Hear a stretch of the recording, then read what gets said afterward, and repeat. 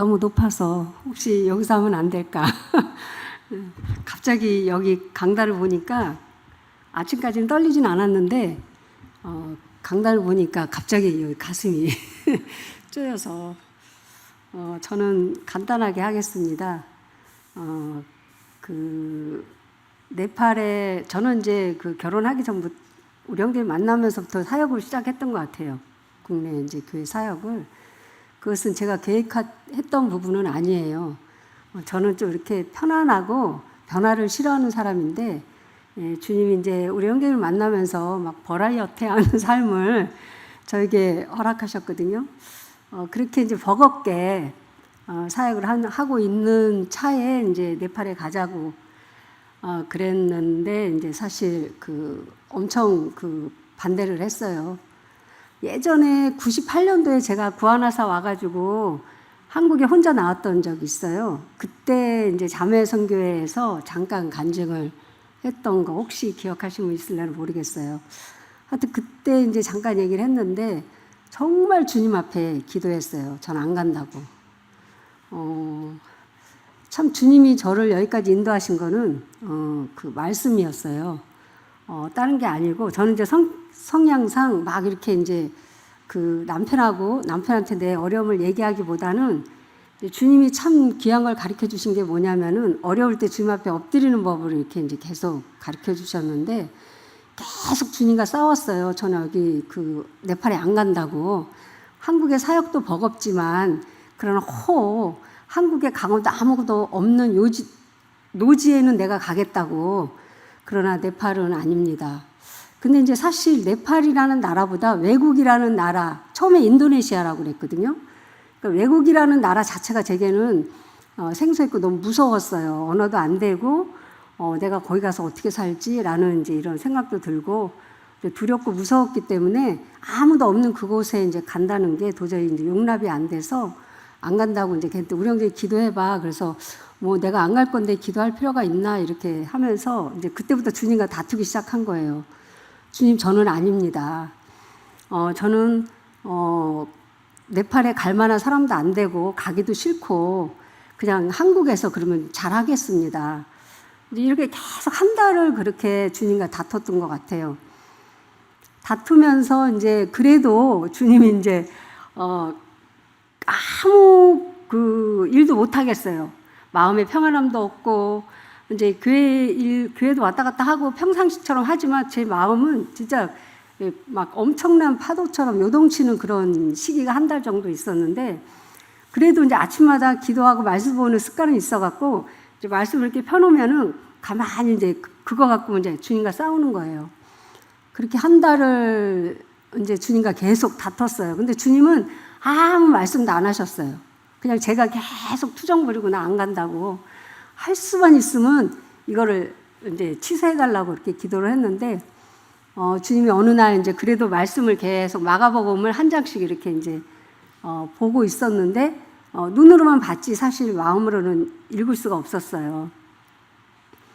근데 그때 마가복음 14장이었을 거예요. 이제 그때도 이제 우연히 이제 이렇게 눈으로 이렇게 말씀을 이렇게 보고 있는데, 마가복음 14장에 그 장면이 나오죠. 예수님이 겟세마네에서 기도하시는 장면.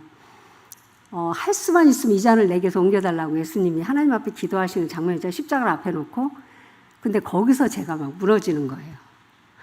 그러니까 서 있는데 주님이 뒤에서 탁 내 이렇게 무릎을 치시는 갖고 내가 무릎을 탁 꿇는 것 같은 느낌을 받았어요. 왜냐하면 제가 할 수만 있으면 이거를 피하게 해달라고 기도하고 있었거든요. 한 달 동안. 근데 주님도 하나님 앞에 할 수만 있으면 이 잔을 내게서 옮겨달라고 이 말씀을 하신데 마지막에는 아시잖아요. 내 원대로 마옵시고 아버지의 원대로 하옵소서 하면서 제 마음이 거기서 이제 완전히 꺾인 거예요. 그러면서 이제 네팔을 가게 됐어요. 근데 사실 간증을 이렇게 하면은 자매님들이 네팔에 가겠다고 이렇게 결정하면은 막 엄청나게 띄워주잖아요. 어우, 대단하다고 어떻게 그렇게 가. 근데 그때는 내가 뭐 가서 복음을 전해서 교회를 세우고 이런 생각을 하는 아무것도 없었어요. 그냥 아이들하고 가서 잘 살아야 된다는 그 생각밖에 없었어요. 그래서 이제 갔어요. 주님이 진짜 떠다밀듯이 해서 말씀이 내게 주어지니까 아무런 어려움이, 내가 왜 이렇게 어려워했지? 그 말씀의 능력이 너무 놀라운 거예요. 그래서 네팔에서 살면서 제게 가르치신 게 뭐냐면은 말씀이었어요. 어려울 때마다 주님이 그때그때 말씀으로 저를 공급해 주시면 그렇게 어려웠던 게 이게 뭐가 어렵지? 내가 왜 그동안 이거 아무것도 아닌 것 같고 이렇게 어려워했지 하는 순간들이 너무 많았어요. 그래서 이제 갔는데 또 하나 뭐냐면은 네팔은 너무 더러워요. 막 그 네팔 사람들이 내 집에 오면은 맨발 벗고 막 바깥에 나왔다. 막 방으로 집으로 들어왔다. 막 이러면은 막 집이 그냥 막 자국이 막 그게 내색은 못하고 너무 힘들었어요. 저 사람들 빨리 가서 이걸 닦아야 되는데. 이런 마음.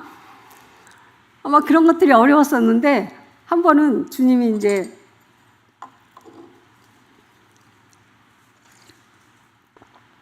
매일 아침에 이제 어저께도 우리 형제님이 이제 그 영생은 이제 하나님과 교제하는 거라고 했잖아요.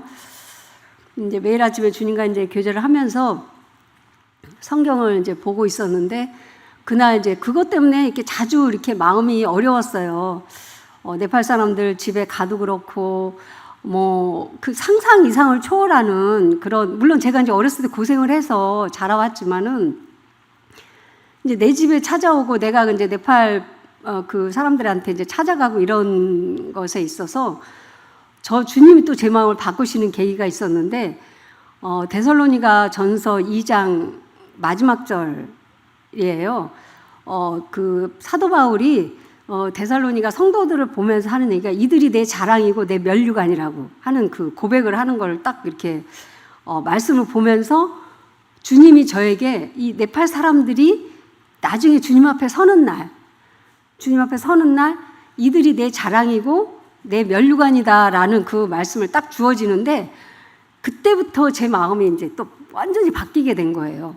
제가 어떻게 노력하지 않았는데 말씀이 딱 저에게 주어지면은 제 마음이 막 바뀌는 거예요. 그러면서 이제 네팔 사람들이 사랑스러워지는 것을 그때부터 시작을 했어요. 그냥 사랑스러워요. 그들에게 뭘 줘도 아깝지 않고 그들이 내 집에 오고 내가 섬기고 또 내가 그 집에 가서 그들이 이제 뭐 이렇게 여전히 똑같죠. 거기는 이제 뭐 음식을 해도 잘 안 닦아요. 그 양파 같은 것도 그냥 이렇게 까서 그냥 음식하고 뭐 물도 없으니까 길어다 먹고 하니까 근데도 그게 아무런 문제가 되지 않는 주님이 그렇게 또 이제 바꾸시더라고요. 그러면서 이제 네팔 성도들이 한두 명씩 생기게 됐어요. 한 명 구원받고 또 그 구원받은 성도들이 이제 교회가 세워지고 그 과정이 이제 99년도 1월 달부터 이제 교회가 세워졌거든요. 그래서 이제 사실 말이 안 되잖아요. 말이 안 되는데 저는 이제 막 그 자연스럽게 말이 이제 물론 이제 조금씩은 하죠. 그러나 이제 영적인 교제도 하고 성도들 자매님들하고 교제하는 데는 한 3년 정도 걸린 것 같아요. 근데 이제 그렇게 3년 돼서 언어를 이제 좀 이렇게 자유롭게 구사할 때가 되니까 다 적응이 되더라고요. 그래서 이제 저한테 이제 한국에 나오면은 건강 괜찮으세요? 자매님 괜찮으세요? 이렇게 하는데 그 3년간에 이제 몽땅 그 아픈 게 저한테 이제 왔었던 것 같아요. 그래서 우리 형제님 늘 이제 기도 제목 내려올 때마다 우리 자매 건강을 위해서 하다. 그래서 이제 그때 구안화사니 뭐 결핵이니 뭐 이런 여러 가지 그 병들이 3년 안에 다 알았어요, 저는. 그리고 한 3년 정도 지나고 그 이제 적응을 하다 보니까 그때부터 저는 지금까지 주님이 이제 건강을 주셔가지고 이제 저는 네팔에서 정말 가기 싫었던 그 네팔에 주님이 아주 즐겁게 사역할 수 있는 그런 저로 이제 변화시켰어요. 음식도 맞고 또 이제 성도들이 생기니까 외롭지 않고 처음에 갔던 게 이제 사실 성도들의 숲에서 살다가 뚝 떨어져서 이제 사막 한가운데 아무도 없는 이제 성도들이 아무도 없는 그런 곳에 가니까 이제 정말 어려웠거든요. 이제 가족만 맨날 4사람이 모여서 있었고 이제 너무 집에만 있으니까 이제 어디 좀 이렇게 외곽에 뭐 드라이브 할 데가 없나? 그리고 이제 데리고 나갔다가 다시 들어와요. 막 먼지, 막 더럽고, 막 화장실도 어디 뭐 갈 데도 없고, 막 이러니까 이제 다시 이제 집이 제일 좋다 하고 이제 돌아오게 되고, 그런 상황에서 이제 3년이라는 세월이 지나니까 이제 음식도 적응이 되고 언어도 되고 이제 문화도 어느 정도 익히고 또 이제 성도들도 생기고 이러다 보니까 이제 네팔이 점점 이제 저에게는 이제 맞았어요. 너무 좋았어요. 사역도 너무 좋고 이제 물론 이제 사역의 전반적인 앞에서 사역은 이제 우령님이 가르치고 이렇게 하지만 이제 전 뒤에서 이제 성도들 섬기는 그런 부분들을 했는데 이제 그렇게 해서 이제 10년이라는 세월이 너무 빨리 지나갔어요. 3년 전이 너무 힘들었어요. 한 석 달 정도밖에 안 됐는데 한 3년이라는 세월이 흐른 것 같은 느낌이 그때는 들었어요. 근데 이제 10년 지나고 나니까 어느새 이제 18년이라는 세월에서 우령제님이 한국으로 돌아가자고 그러더라고요. 근데 사실 저는 돌아오기 싫었어요. 네팔이 좋고, 그리고 또 한국에 나오면 성도들이 아유 고생했다 하면서 이제 위로하시고 막 이제 굉장히 격려해 주시는데, 저는 지금도 그렇지만은 네팔에서 고생했다라고 한 번도 생각해 본 적이 없었어요. 주님 앞에서. 좀 불편하긴 했어요. 뭐 전기도 자주 나가고 물도 그냥 없어서 좀 이렇게 이제 어렵고 이런 거는 있지만, 뭐 이제 공기도 안 좋고 막 이렇게 있지만, 그러나 그거는 저를 고생이라고 생각하진 않았거든요. 하나님께서 그런 거 조금 어려움을 감당하게 하시면서 저에게 이렇게 베푸신 것은 너무 놀라운 은혜였기 때문에, 그래서 저는 네팔의 18년이 저의 생에 있어서 65세인데 제가 그 65년 동안 살면서의 그 가운데 그 18년이라는 세월이 하나님 나에게 선물 같은 시간이었다라고 저는 생각이 돼요. 그래서 지금도 네팔이 뭐가 불편하고 고생스럽다 하지만은 저는 한 번도 지금도 그 주님 앞에서 고생했습니다라고 생각하지 않아요. 오히려 받은 게 너무 많기 때문에, 주님께 받고 받은 게 너무 많기 때문에 저는 고생하지 않았습니다. 정말 그거는 주님이 제 마음을 아시기 때문에 제가 이제 고백할 수 있는데, 그러면서 이제 교회가 진짜 하나 둘 생기기 시작했어요.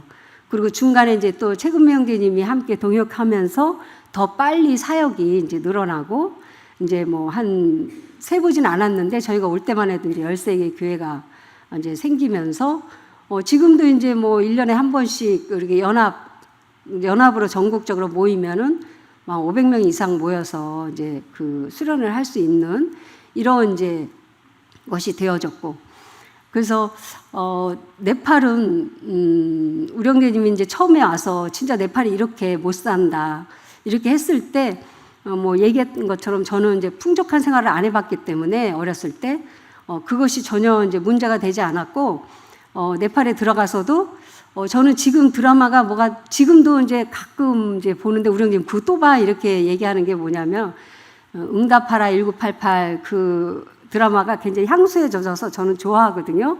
그때 모습이 이제 저의 어렸을 때 그 모습으로 있어서 저의 어렸던 모습의 향수가 돼서 이제 그 드라마를 이제 가끔 이제 이렇게 보기도 하는데, 그보다 더 못 살죠, 네팔은. 근데 이제 그 네팔의 모습이 저는 옛날에 저의 초등학교 시절, 국민학교 시절의 모습이었기 때문에 저는 그게 낯설지가 않았어요. 낯설지가 않고 거기서 사는 것에 대해서 불편해하지 않고, 저도 우리 엄마가 물 길어오라고 이제 저 어렸을 때 물지개를 저의 몸에 맞게 이렇게 만들어 제작해 준 적이 있거든요. 그래서 이제 우물에 물 나오는 시간이 있어가지고 이제 가서 물 나오는 시간에 물통 거기 줄 세워 있다가 이제 물지개를 져서 한 번씩 이렇게 저오고 하는 그런 데서 이제 서울에서 살았지만 이제 그런 것이 있기 때문에 네팔의 그런 생활들이 저에게는 전혀 이제 낯설지가 않았어요. 가기가 힘들었지, 이제 가고 나니까 내가 그래서 주님 앞에 올 때 내가 안 간다고 할 때는 가라고 하시더니 또 여기서 살만하니까 이제 한국으로 가라고, 그래서 안 간다고 또 안 간다고 했더니 우령제님이 이제 가자고 해서 이제 한국에 와서는 잘 살고 있어요. 너무 편하게 잘 살고 있지만 그래도 이제 네팔이 저에게는 꿈 같은 시간들이었기 때문에 이제 가끔 한 번씩 들어가요. 들어가면 이제 너무 감사하고 성도들이 너무 이제 귀하고, 그들의 성도들이 뭐 속썩였죠. 동일하게 한국 사역하는 것처럼 그들도 속썩이고 이렇게 했지만은 주님이 저에게 주신 말씀이 나중에 주님 앞에 서는 날 이들이 내 자랑이고 내 면류관이라는 그 말씀이 저에게는 너무 감사하기 때문에 이제 나중에 이들을 내가 주님 앞에 자랑할 수 있는 그런 성도들이기 때문에 그들이 자랑스럽고 귀하고 선물로 주님 저에게 허락하신 거기 때문에 너무나 감사했습니다. 그래서 저는 그 하나님 앞에 이제 저희 형제님과 저희가 이제 네팔에서 주님이 사용하셨다고 이제 이렇게 하는 게 너무 감사한 게 단지 이제 그 삼손이 그 나귀 턱뼈를 이렇게 딱 삼손에 들려질 때 그 1000명의 블레셋 군인을 이렇게 이제 해치웠잖아요. 그러니까 저는 이제 나귀 턱뼈 같은 사람이었어요. 아무 이제 그 삼손에게 들려지기 전까지는 아무런 이제 쓸모가 없었지만 하나님이 가라고 하실 때 그냥 가니까 주님이 알아서 우리 부부를 이렇게 들고 하나님의 몸된 교회를 세우시는 일에 사용하셨다는 그런 생각을 하면서 내가 자격이 있니 없니 그거는 주님 말씀하실 때 제가 그 판단할 일이 아니더라고요. 주님이 너에게 어떤 일을 말씀하셨을 때 순종하면 순종할 때 주님이 그 순종하는 사람을 통해서 주님의 나라를 확장하시고 또 교회를 세우시고 영혼들을 구원하시고 하는 이런 일은 주님께서 하신다는 그 생각이 들어요. 그래서 저희 부부를 통해서 주님이 그러한 일들을 이루셨기 때문에 우리가 어떤 일을 부르셨대 내가 자격이 있니 없니라기보다는 순종하면 그 일을 통해서 내가 주님 앞에 사용되어지고 또 사용되어지는 것 자체가 영광이잖아요. 그래서 주님이 저를 그렇게 지금까지 또 이제 내동에 와서는 이제 우리 형님이 간증한 것처럼 또 지금까지 이제 그냥 잘 섬김을 받으면서 살고 있어요. 뭐 내동에서는 동일하게 내가 이제 뭐 내동에 와서 뭐 어른들을 모시고 뭐 이렇게 한 게 아니라 그냥 어른들을 섬기면서 이렇게 하기 때문에 이제 그거는 이제 뭐 편안하게 잘 살고 있습니다. 그래서 네팔은 다시 한번 말씀드리자면 하나님께서 저에게 허락하신 참 그 제가 38살에 가갖고 54살에 나왔거든요. 그 기간이 정말 감사한 그런 시간들이었습니다. 물론 이제 주님이 저를 연단하시는 과정들도 그 기간에 있었지만 그러나 결과적으로는 주님이 저를 하나님 앞에 참 그 영광스러운 자리에 앉히시기 위한 과정이었다고 저는 생각이 됩니다. 그러면서 그 과정 그 열매를 통해서 저에게 주님이 기쁨을 주시고 참 그 감사함을 주시는 것에 대해서 다시 한번 감사를 드립니다. 이렇게 불러주셔서 감사하고요. 자매님들 너무 뵈서 참 귀하게 생각이 됩니다. 자매님들의 그 자리가 너무 귀한 것 같아요. 자매님들의 그 섬김이 보이지 않는 곳에서 주님이 일하시는 것이라고 저는 생각하거든요. 그래서 저도 그렇게 막 앞에서 나서서 하기보다는 뒤에서 기도하고 섬기는 것을 통해서 남편을 돕는 거라고 그렇게 생각을 하고 있습니다. 그래서 지금까지 그렇게 하고 있습니다. 감사합니다.